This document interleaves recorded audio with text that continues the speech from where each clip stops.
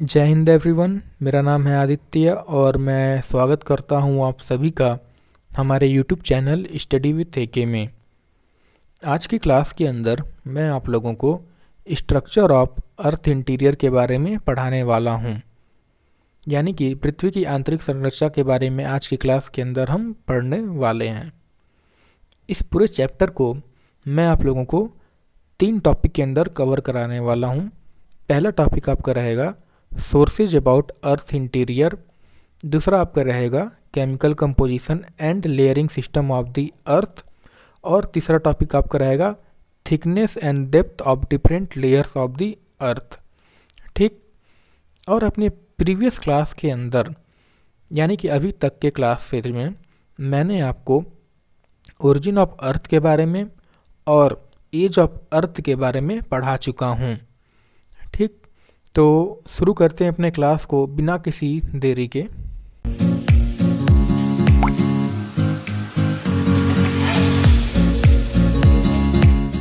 तो अगर मैं बात करूं sources of information about the earth interior के बारे में, यानी कि हमारी जो पृथ्वी है उसके अंदर की जो आंतरिक संरचना है उसके बारे में हमें कहाँ से ज्ञात होता है, हमें कहाँ से पता चलता है।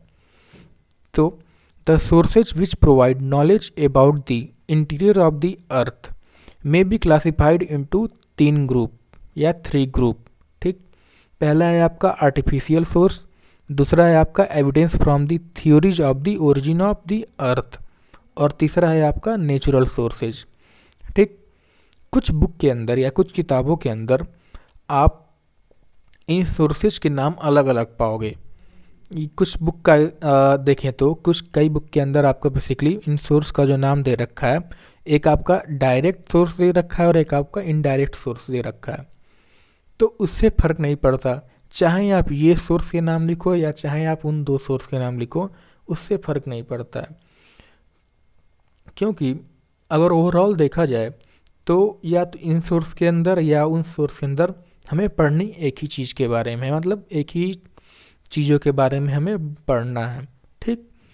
तो सबसे पहले अगर मैं बात करूं आर्टिफिशियल सोर्स के बारे में, तो the artificial source of the earth interior are rock density, pressure and temperature.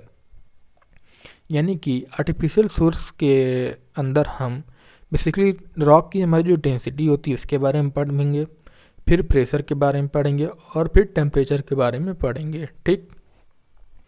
तो जनरली जो कई क्या बोलते हैं आपका रिसर्च किया गया, कई साइंटिस्ट ने अपनी कैलकुलेशन की और क्या बोलते हैं फिर आपका सेटेलाइट से भी आपका पता किया गया, तो ये उसे मालूम चला कि जनरली जो हमारी अर्थ की एवरेज डेंसिटी है वो आपकी लगभग 5.51 ग्राम सेंटीमीटर क्यूब है, और हमारी पृथ्वी की जो सरफेस की जो एवरेज डेंसिटी है वो आपका 2.6 से 3.3 ग्राम सेंटीमीटर क्यूब है। और फिर आपकी जो अर्थ की कोर की जो डेंसिटी, यानी बीच अर्थ के सेंटर की जो डेंसिटी है वो लगभग 11 ग्राम सेंटीमीटर क्यूब है। तो इससे हमें एक बात पता चलती है, यानी कि अर्थ के सरफेस की जो डेंसिटी हो गई वो आपकी 2.6 से 3.3 हुई, और उसके सेंटर की जो डेंसिटी हुई आपकी वो हुई 11 ग्राम सेंटीमीटर क्यूब। तो इससे हमें बात पता चलती है कि जैसे जैसे हम पृथ्वी में और नीचे जाते हैं तो हमारी जो अर्थ की डेंसिटी होती है वो इंक्रीज करती है। ठीक। पर अब सवाल आता है कि आखिर सेंटर में या कोर में हमारी पृथ्वी की इतनी हाई डेंसिटी क्यों है। ठीक। तो it is common principal that pressure increases the density of the rock. अगर आप 10th में भी कह सकते हैं या साइंस से क्या करना, अगर आपने नॉर्मल पढ़ा होगा कि जो प्रेशर होता है वो डेंसिटी बढ़ा देता है किसी भी चीज़ की।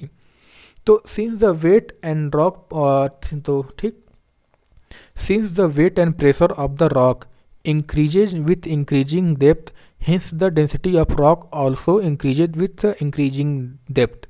देखिए, अगर मैं बात करूँ इस डेप्थ के पीछे हाई डेंसिटी जो है हमारी पृथ्वी की कोर की क्यों है, तो इसके पीछे कई लोगों ने अपनी अलग अलग बातें रखी है। किसी का कुछ और कहना है, किसी का कुछ और कहना है, किसी का कुछ और कहना है, पर ओवरऑल एक चीज़ कॉमन इसमें कि हमारी कोर की जो डेंसिटी है वो हाई है, ठीक। तो इससे फ़र्क नहीं पड़ता अगर आपसे एग्ज़ाम में पूछ लेता है तो आप क्या लिख के आओगे। हमारा काम क्या है, कॉन्सेप्ट बिल्ड करना और उनके जो अलग अलग थ्योरी लोगों ने दे रखी है उसके बारे में पढ़ना, ठीक। तो पहला था कि हमने बता दिया कि रॉक के जो दबाव की वजह से, प्रेशर की वजह से उसकी हाई डेंसिटी है। तो very high density of the core of the earth is due to very high pressure prevailing there because of super incumbent load. Super incumbent load, इसकी प्रॉपर डिफिनेशन तो जानने से आपको मतलब नहीं है, सिंपल भाषा में कह सकते हैं। मान लीजिए आपने 20 पत्थर लिए, ठीक। एक पत्थर को नीचे रखा और फिर बाकी के 19 पत्थर या 19 रॉक को आपने उसके पत्थर के ऊपर रख दिया। तो उस पर जो नीचे वाली पत्थर होगी उसके ऊपर आपका एक लोड पड़ेगा, उसके ऊपर एक पर भार पड़ेगा। तो उसी लोड को हम बोलते हैं आपका सुपर इनकम्बेंट लोड, ठीक। पर अगर मैं बात करूँ इस चीज़ की, तो ये जब ग्राउंड लेवल पे पता किया जाता है तो कुछ लोगों ने कहा कि ये रॉन्ग प्रूव होता है। ऐसा क्यों? क्योंकि लोगों ने कहा कि जो रॉक होती है उसकी जो डेंसिटी की लिमिट होती है, डेंसिटी जो होती है बेसिकली उसकी एक क्रिटिकल लिमिट होती है, यानी एक लिमिट के ऊपर उसकी डेंसिटी नहीं बढ़ा जा सकती, चाहे आप उसके अंदर कितनी भी प्रेशर बढ़ा लो या उसके अंदर लगा दो। तो इससे हमें पता चलता है कि very high density of the core of the अर्थ जो है वो आपका वो हाई प्रेशर जो है उसकी वजह से नहीं है, ठीक। तो अब सवाल आया, अगर उसकी हाई डेंसिटी जो है कोर की वो वहाँ के हाई प्रेशर की वजह से नहीं है तो फिर क्यों है, ठीक। तो ऐसे फिर कुछ लोगों ने कहा जो कोर होगा वो बेसिकली आपके हाई मेटलिक मटेरियल से बना होगा, जो कि इनकी डेंसिटी की जो लिमिट होती है वो बहुत ही हाई होती है। सिमिलरली लाइक डेंसिटी, ठीक। तो यहाँ तक डेंसिटी की बात आपको क्लियर हुई। तो इसी तरह से आपने प्रेशर की बात देखी। हाँ, प्रेशर को मैं बताने भूल गया। देखिए ओवरऑल अगर टेम्परेचर या प्रेशर और डेंसिटी की हम बात करें तो हमारी अर्थ सरफेस से जब हम नीचे की तरफ जाते हैं तो ये तीनों चीज़ आपकी क्या होती है, इंक्रीज होती है, ठीक। पर अगर मैं बात करूँ टेम्परेचर की, टेम्परेचर भी आपकी इंक्रीज होती है जैसे जैसे हम पृथ्वी के नीचे जाते हैं। पर उनके जो बढ़ने की रफ्तार होती है, उनकी जो बढ़ने की रेट होती है आपकी वो डिक्रीज होती है, ठीक। यानी टेम्परेचर तो आपका बढ़ रहा है लेकिन जिस रफ्तार से, मतलब एक कॉमन लिंक नहीं मिल पा रहा। यानी आपने जैसे मैंने बताया कि बेसिकली कुछ लेयर में डिवाइड होती है। मान लीजिए इस एरिया में टेम्परेचर आपका कुछ एक्स बढ़ा तो इस एरिया में आपका टेम्परेचर कुछ 2x रफ्तार से बढ़ेगा, फिर इस रफ्त में फिर आपका x रफ्तार से बढ़ेगा, ठीक। तो ऐसा कुछ होता है, ठीक। अब हम बात करते हैं, यानी नॉर्मल अब क्लियर हो गई कि प्रेशर, डेंसिटी और टेम्परेचर के बारे में। अब आपका सवाल आता है, यानी फिर अब हम बात करते हैं अपना evidence from the theories of the origin of the अर्थ, ठीक। तो डिफरेंट हाइपोथेसिस और theories of origin of earth जो हमने पहले अपने पढ़ चुके हैं अपने क्लासेस के अंदर, उनका ये कहना था या उन्होंने एज्यूम किया कि हमारा जो अर्थ का ओरिजिनल फॉर्म था वो या तो सॉलिड या तो लिक्विड या तो गैस रहा होगा। पर अगर इसमें हम पॉसिबिलिटी की बात करें तो नॉर्मल सी बात है, बट देयर में बी ओनली 2 पॉसिबिलिटी, ठीक। आइदर या तो कोर जो होगा वह तो सॉलिड में होगा या तो लिक्विड में होगा, गैस में पॉसिबिलिटी नहीं लग सकती। आप खुद सोचिए देखना, ठीक। तो इन सब चीज़ों से हमें एक चीज़ मालूम चल गया। अभी तक 2 सोर्सेज के बारे में हमने पढ़ा। एक तो अपने ओरिजिन ऑफ अर्थ के जो हमारी थ्योरीज थी उसके आधार पे हमें ये पता चलता है कि हमारी जो पृथ्वी की कोर होगी वो या तो आपकी लिक्विड में होगी या तो सिर्फ आपके सॉलिड में होगी, गैस स्टेट में आपकी वो नहीं होगी, ठीक। और एक बात ये पता चला कि जो डेंसिटी होती है और जो प्रेशर और आपका टेम्परेचर होता है, जैसा जैसे हम पृथ्वी के और डीप में जाते हैं वो क्या होता है, आपकी बढ़ती है। पर अगर हम टेम्परेचर की बात करें तो उसकी जो बढ़ने की रफ्तार होती है वो आपकी डिक्रीज होती है, ठीक। अब हम बात करते हैं आपका मेन जो ओवरऑल इन सब में सोर्सेज में सबसे जो मेन है वो आपकी आती है नेचुरल सोर्स के अंदर, ठीक। तो जो नेचुरल एविडेंस हमारी अर्थ के इंटीरियर की वो बेसिकली आपकी 2 रखा गया है। इस जैसा कि मैंने बताया था आपको, मैं समुद्र सिंह सर की जो फिजिकल ज्योग्राफिक बुक है उसके आधार पर पढ़ा रहा हूँ, और अपने पिछले क्लास से मैंने बाहर से भी कुछ सोर्सेज ऐड करना शुरू किया था, ठीक। तो बेसिकली ये जो सोर्स है बेसिकली आपको सविंदर सिंह सर के बुक के अंदर दे रखा है। तो अगर मैं बात करूँ the natural evidence of the earth interior की, तो बेसिकली दो हैं आपकी, एक तो वॉल्केनिक इरप्शन हो गया और एक आपका हो गया सिस्मोलॉजी। सिस्मोलॉजी क्या होता है अभी मैं आपको आगे बताता हूँ। तो some scientist believe on the basis of upwelling and spread of hot and liquid lava on the earth surface during volcanic eruption that there is at least such a layer below the earth surface which is in liquid state.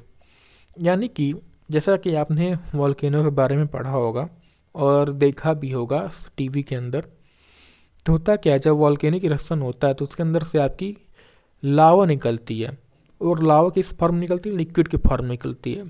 तो इस आधार पे हमारे वैज्ञानिकों ने ये कहा कि कोई तो आपकी पृथ्वी के नीचे कोई तो एक लेयर होगी जो लिक्विड स्टेट में होगी, लिक्विड फॉर्म में होगी, तभी तो भाई वॉल्केनिक इरप्शन वो लिक्विड फॉर्म में निकलती है।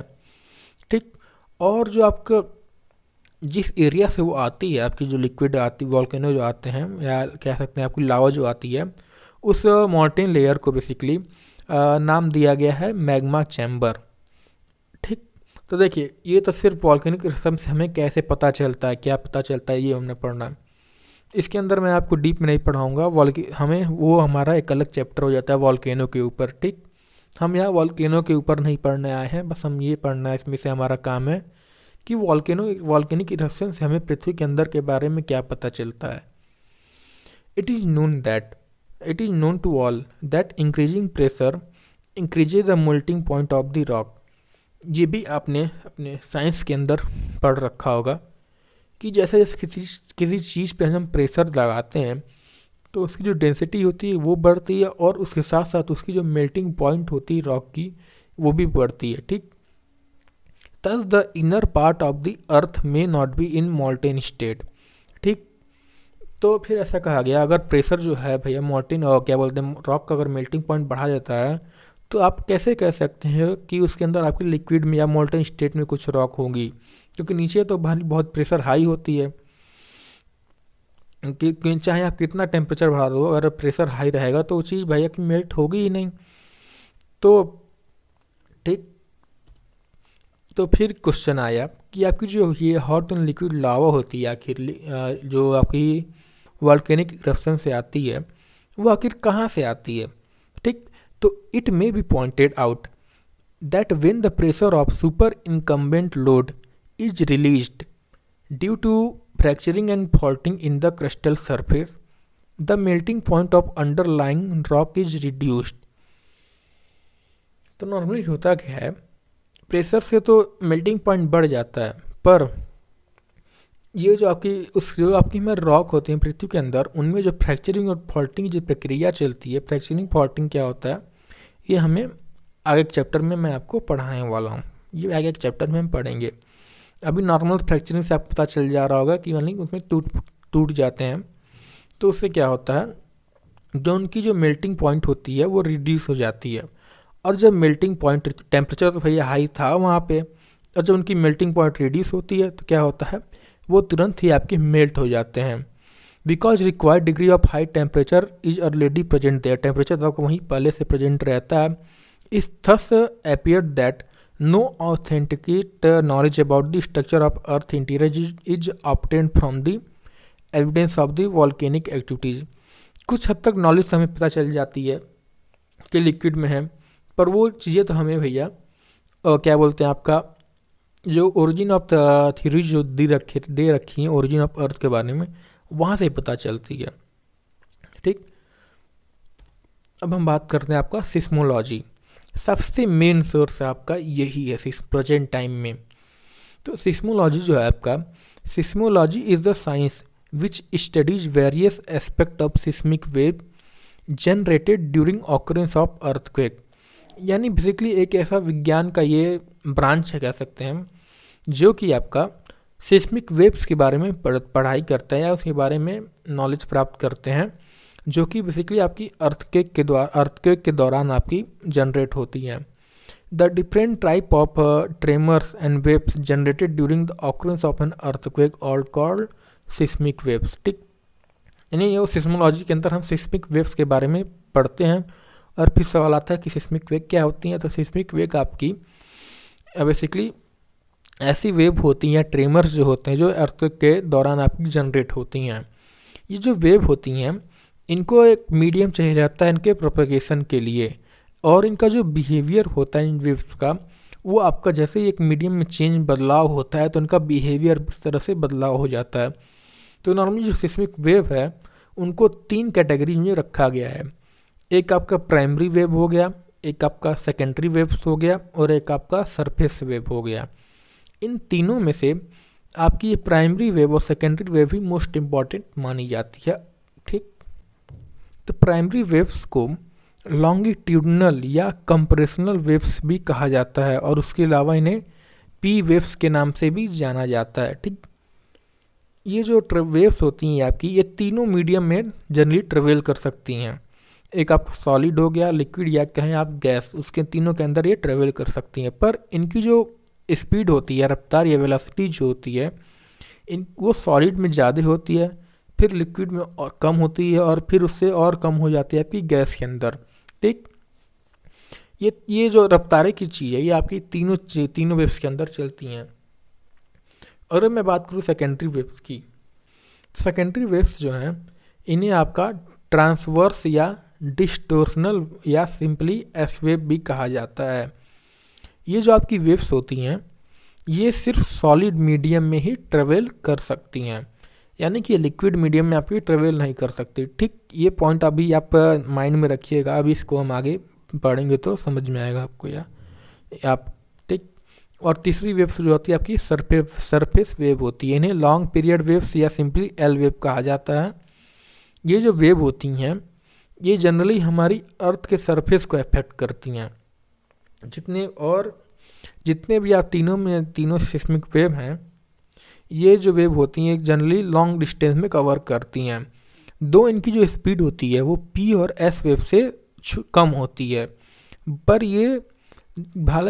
ये जो वेव्स हैं ये सरफेस पे आपकी ज़्यादा इफेक्टिव होती हैं, इसलिए आपकी ये मोस्ट वायलेंट और डिस्ट्रक्टिव वेव भी इन्हें कहा जाता है। तो इस तरह से आपकी सिस्मोग्राफ में जैसे वो देखिए सिस्मोलॉजी तो जो था आपका, उसको तो आपकी सिस्मिक वेव के बारे में पढ़ाई करती हैं, पर वो जो पढ़ाई का सोर्स उनका होता है वो बेसिकली वो सिस्मोग्राफ के द्वारा ही ज्ञात करते हैं वेव्स के बारे में। ठीक, तो इन्हें इस तरह से रिकॉर्ड किया गया। तो इस तरह से आपकी जो वेव्स होती हैं वो रिकॉर्ड होती हैं। पी वेव्स ये आपकी हो गई, फिर आपकी ये एस वेव हो गई, और फिर आपकी हो गई ये एल वेव। ठीक, एस और पी वेव को एक बार हम इस इमेज के द्वारा भी समझने का प्रयास करते हैं। तो इससे पहले एक बात चीज़ आप ध्यान में रखना कि जो आपकी सिस्मिक वेव्स जो होती हैं सबसे ज़्यादा तेज किस में चलती हैं, सॉलिड में चलती हैं। फिर उनकी जो रफ्तार होती है थोड़ी कम होती है लिक्विड में, फिर उससे कम होती है आपकी गैस में। ठीक, और आपकी जो पी वेव होती हैं वो आपकी सॉलिड लिक्विड गैस तीनों में जाती हैं, प्रोपेगेट करती हैं। और आपकी जो एस वेव होती है वो सिर्फ आपकी सॉलिड में प्रोपेगेट करती है, लिक्विड में नहीं जाती है। ठीक, तो पहले हम एस वेव की बात करते हैं। तो एस वेव का जब ट्रैक किया गया उसका किसी अर्थक्वेक से, उनका जब प्रोपगेशन देखा गया तो ये देखा गया कि देखिए ये जो आपकी इनका जो दिख रहा है प्रोपगेशन इस तरह से, ये हो सकता है या इस वजह से हुआ हो कि इनके जो मीडियम होते हैं, जैसा कि हम जानते हैं पृथ्वी में हमारी अर्थ के नीचे इनकी जो डेंसिटी होती है वो क्या होती है, इंक्रीज करती है। यानी यहाँ की डेंसिटी कुछ और होगी, यहाँ कुछ और होगी, यहाँ की कुछ और होगी, तो इससे क्या होगा, उनके मीडियम में बदलाव होगा। तो हो सकता है उस वजह से इनका जो प्रोपगेशन हुआ हो, इस वजह से इस तरह दिख रहा हो। ठीक, और अगर मैं बात करूं एस वेव्स की, तो ये देखा गया जब उनका ट्रैक किया गया एस वेव को, तो आपके पृथ्वी की कुछ एक डेप्थ पे जाकर इनका जो प्रोपगेशन होता है वहाँ से बंद हो जाता है, यानी उसके आगे ये एस वेव ट्रैक नहीं किया सकते, सिस्मोग्राफ में ट्रैक नहीं कर पाते हैं। तो इससे ये अनुमान लगाया क्या कि हो सकता है इस जो पूरी एरिया होगी आपकी, ये आपका लिक्विड में होगा, तभी तो आपकी जो एस वेव होगी वहाँ पे ट्रैक नहीं किया जा सकता। ठीक, नहीं कर पाए। और फिर हम बात करते हैं आपकी पी वेव की, तो कन्फर्म करने के बेसिकली पी वेव को ट्रैक किया गया। तो जब पी वेव को ट्रैक किया गया ये देखा गया, ये तो सेंटर से पास तो हो रहा था पी वेव, पर इसकी जो रफ्तार थी वो आपकी इस एरिया में आके कम हो जा रही थी। ठीक, तो इससे कन्फर्म हो गया कि हमारी जो पृथ्वी की कोर है वो आपकी क्या है, लिक्विड में है। ठीक, और एक और बात, और जब जो पी वेव थी आपकी जब यहाँ पे आई तो इसके अंदर जब एंटर की लिक्विड में बेसिकली कोर में एंटर हुआ तो उसकी रफ्तार घटी, पर एक चीज़ देखा गया जब वो इसके सेंटर में एकदम बीच में इस एरिया में पहुंच गई तो ये देखा गया कि जो पी वेव की स्पीड थी वो फिर से दोबारा बढ़ गई थी, ठीक, बढ़ गई थी। और फिर जब आपकी इससे बाहर निकली, इस एरिया से बाहर निकली, तो फिर रफ्तार उसकी कम हुई, फिर यहाँ से आपकी रफ्तार बढ़ गई। तो इससे अनुमान ये लगाया गया कि हो सकता है हमारी पृथ्वी के सेंटर में कुछ एरिया आपकी क्या होंगी, सॉलिड में होंगी, तभी तो आखिर पी वेव की पहले रफ्तार घटी फिर बढ़ी, फिर क्या बोलते हैं घटी और फिर बढ़ी होगी, ठीक। और एक और चीज़, शैडो जोन की अगर हम बात करें तो शैडो जोन बेसिकली वो एरिया होता है हमारे पृथ्वी का जहाँ पे आपकी कोई भी वेव्स रिकॉर्ड नहीं की जा सकती। एस का वेव्स का शैडो जोन अलग होता है और पी का आपका शैडो जोन आपका अलग होता है। एस वेव का जो शैडो जोन होगा वो लगभग यहाँ से यहाँ, लगभग क्या, यहाँ से लेके यहाँ तक आपका एस वेव का शैडो जोन होता है। और आपका जो पी वेव का शैडो जोन होता है वो आपका दो जगह होता है, एक यहाँ से यहाँ तक होता है और एक इस एरिया से इस एरिया तक होता है, ठीक। तो आई होप यहाँ तक आपको समझ में आई होंगी सिस्मिक वेव से। यहाँ तक हमें इतना कन्फर्म हो गया कि हमारी जो पृथ्वी की सेंटर एरिया है या कोर है वह पे क्या है, लिक्विड में है, ठीक।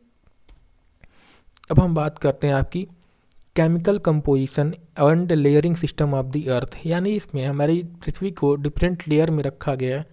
और इस वाले टॉपिक के अंदर में देखेंगे इसको जो रखा गया है केमिकल कंपोजिशन के आधार पर रखा गया है।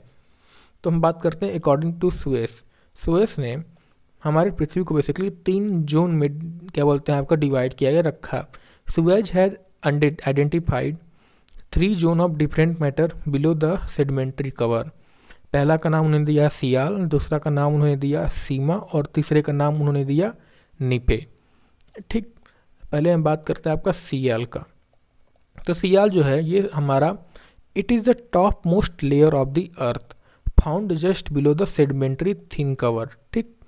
यानी कि हमारी पृथ्वी का सबसे टॉप मोस्ट लेयर है सियाल नाम। अब आप सोच रहे हो सियाल नाम ऐसा नाम क्यों रखा गया, तो इसका पीछे का रीजन जो था कि सी से आपका SI से जो मतलब हुआ बेसिकली सिलिकॉन और AL से मतलब हुआ आपका एल्युमिनियम। तो यानी उनका ये कहना था कि हमारी जो पृथ्वी की टॉप मोस्ट लेयर है उसमें आपकी सिलिकॉन एल्युमिनियम सबसे ज़्यादा एबंडेंस एरिया में यानी सबसे ज़्यादा मात्रा में पाई जाती है इस लेयर में, ठीक। और इसीलिए इनका नाम क्या पड़ा, सियाल पड़ा। यानी SI से आपका सिलिकॉन और AL से आपका एल्युमिनियम, ठीक। और जो इस एरिया की इस लेयर की आपकी जो एवरेज डेंसिटी थी उन्होंने ये बताया कि वो थी आपकी 2.9 ग्राम सेंटीमीटर, यहाँ पे आपका -3 पावर में क्यूब होगा, ठीक। ये लिख लीजिएगा आपका। और वेयर एज इसकी जो थिकनेस बताया उन्होंने जो आपकी बेसिकली 50 से 300 किलोमीटर के बीच में इसकी थिकनेस बताई। और इस एरिया में आपकी सियाल की जो लेयर है इस एरिया में सबसे ज़्यादा आपका जो मेन रॉक पाया गया या उन्होंने उनके अकॉर्डिंग उन्होंने कहा कि वो थी आपकी ग्रेनाइट, ठीक। अब बात करते हैं हम सीमा की। ये जो आपकी है सेकेंड लेयर है after Seema from the surface toward the interior. इसका नाम अब सोच रहे हो सीमा क्यों पड़ा, तो इसका मतलब यहाँ पे SI से तो आपका सिलिकॉन हुआ प्लस आपका जो MA से मतलब वो आपका मैग्नीशियम हो, यानी कि इस एरिया में सबसे ज़्यादा आपकी सिलिकॉन और मैग्नीशियम पाई गई, ठीक। और इसकी जो एवरेज डेंसिटी थी वो लगभग आपकी 2.9 से 4.7 थी। और इसकी जो क्या बोलते हैं थिकनेस थी आपकी 1000 से 2000 किलोमीटर तक पाई गई, रखा गया, ठीक। और इस एरिया में जो आपकी मेन रॉक पाए गए या मेन रॉक की जो लेयर पाई गई वो बेसिकली आपकी सिलिकेट्स ऑफ मैग्नीशियम और आयरन पाया गया। ये जो आपका लेयर है ये बेसिकली आपका बेसॉल्ट से बना हुआ है, ठीक। बेसॉल्ट के बारे में हम अपने अगले चैप्टर्स में या आगे के चैप्टर्स में पढ़ेंगे। फिर तीसरा आपका आया निफे। ये आपका सबसे इनर मोस्ट लेयर था अर्थ का। और ये जो आपका लेयर था ये बेसिकली आपका निकल और फेरस से बना है, इसलिए इसका नाम निफे रखा गया। Ni से आपका निकल और फेरस से आपका Fe। और तो इससे एक अंदाज़ा लग गया होगा कि इस एरिया में आपको सबसे ज़्यादा क्या पाए जाते हैं, निकल और फेरस पाए जाते हैं। Nickel and ferrous are found here, ठीक। They are very heavier and denser element, therefore this layer have higher density, it density is about 11। जैसा कि मैंने शुरुआत में हमने देखा था कि हमारी जो पृथ्वी के सेंटर की जो डेंसिटी होती है वो क्या होती है 11 होती है। उसके पीछे का हमने रीज़न देखा था कि हो सकता है उसके जो बीच में जो आपकी जो रॉक्स पाए होंगे या जो उनकी चट्टानें जो होंगी वो बेसिकली हैवी मेटल से बनी होंगी, तो इसीलिए उनकी जो डेंसिटी होती है वो हाई होती है। ठीक, और it is believe that the existence of निकल and iron in the निफे is the main cause for earth magnetic properties. ठीक, आई होप आपको ये समझ में आए होंगे सियाल, सीमा और निफे। ठीक, एक बार इनको इमेज से देख लेते हैं। तो layering system of earth according to east west, तो जैसे मैंने बताया पहले, उन्होंने बताया टॉप मोस्ट ये तो आपका सेडिमेंट्री कवर हो गया, टॉप मोस्ट लेयर आपका सियाल, फिर आपका सीमा और फिर आपका निफे।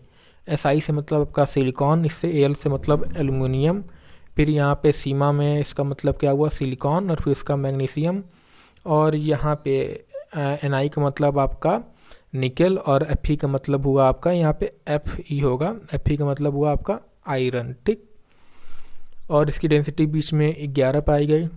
तो आई होप आपको यहाँ तक समझ में आई होगी। थिकनेस एंड डेप्थ और डिफरेंट लेयर ऑफ द अर्थ, ये जो टॉपिक है इसको अगले लेक्चर में कवर करेंगे। ठीक, तो आई होप आपको अभी तक मेरा पढ़ाया हुआ समझ में आया होगा। ठीक, तो मिलते हैं आपको अगले लेक्चर में, तब तक के लिए बने रहिए हमारे साथ और हमारे वीडियो को लाइक करना, शेयर करना और सब्सक्राइब करना ना भूलें। धन्यवाद, जय हिंद।